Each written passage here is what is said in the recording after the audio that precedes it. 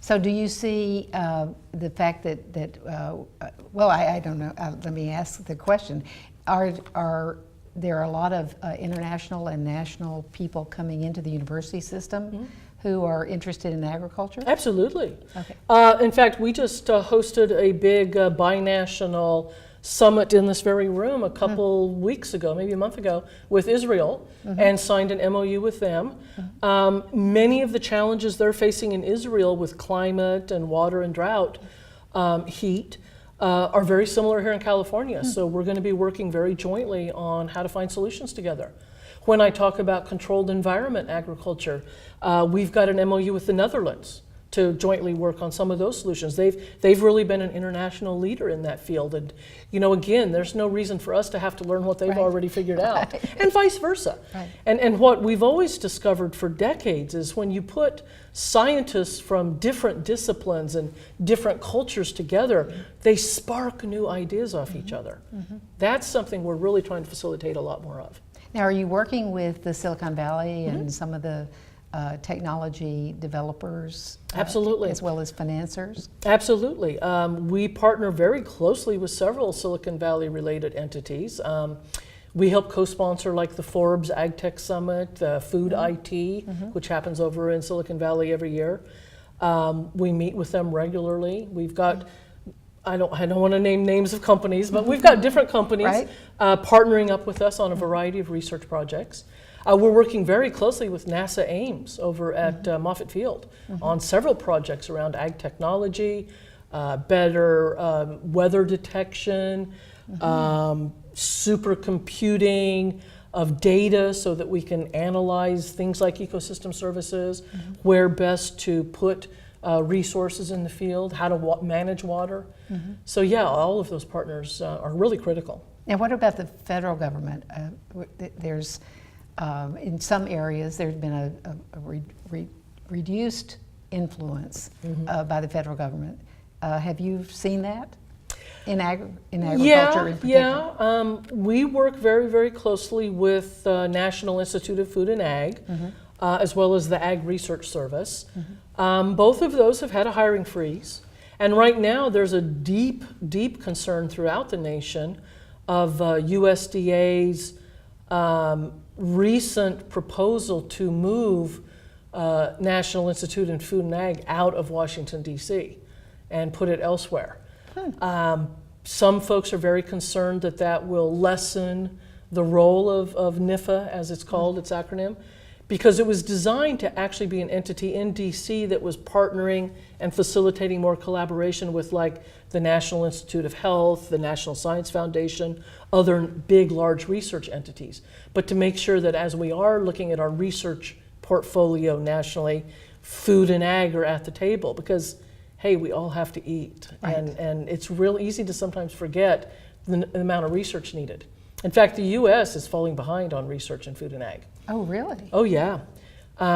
There's a group called SOAR, Supporting Our Agricultural Research, SOAR, that published a report last year that compared the amount of money the US invests in agricultural research for the last several decades. And it's at best held steady, but had a slight downward trend. At the same time, China is investing. China's investing almost double what we do now. Wow. And if you then look at productivity, the amount of food raised per unit productivity, the US has been flat, maybe a little downward, whereas China's going up. I mean, you can see the direct correlation. Gracious. So we're really trying to get the general public and policy leaders to understand we got some big challenges out there. It's this changing climate, this extreme weather, invasive species, new pests, all the challenges out there. We're not going to solve those if we aren't doing research right now to find the answers to those challenges. Well, as to some extent as a wrap-up, what would you advise youth today who are thinking about going into college or thinking about, or maybe they're in college already, and what would you advise them to do? STEM subjects, science, technology, engineering, math. We actually are doing a big push here ourselves on increasing opportunities for STEM. In fact, one of the things we're doing is a big push on what's called citizen science. I think myself and many others are deeply concerned with the trend we've seen the last decade or so of less faith in science, in facts, in data even. We got to turn that around. And the only way I can conceive of turning it around is if we can give people, both youth and adults, give our citizens opportunities to get their hands into science, to do something utilizing the scientific method, see what comes out of it, see the impact, understand what science is and how science works. So we're doing a whole lot of projects around that line. Through our 4-H clubs, they're doing more and more STEM activities, particularly in urban areas.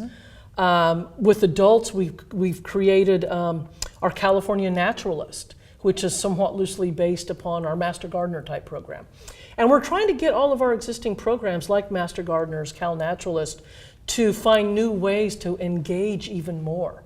Cal Naturalist is creating something called Climate Stewards that we're going to be releasing some details on that at the big climate summit that's going to be happening in another week or so here in California.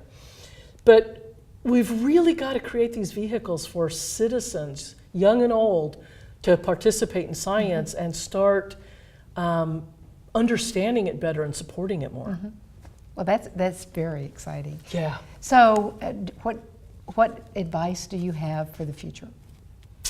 Anything?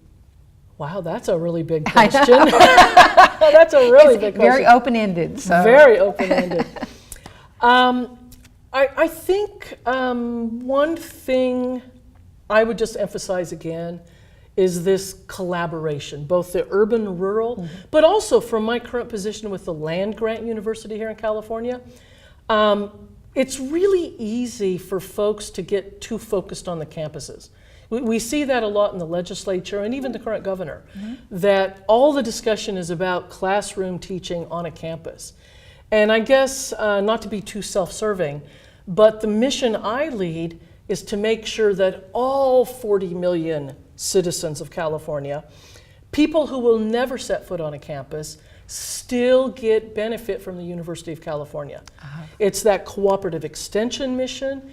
It's that taking knowledge from the campuses, getting into the hands of people. It's that having an office every county that we do where we can bring UC to all the people.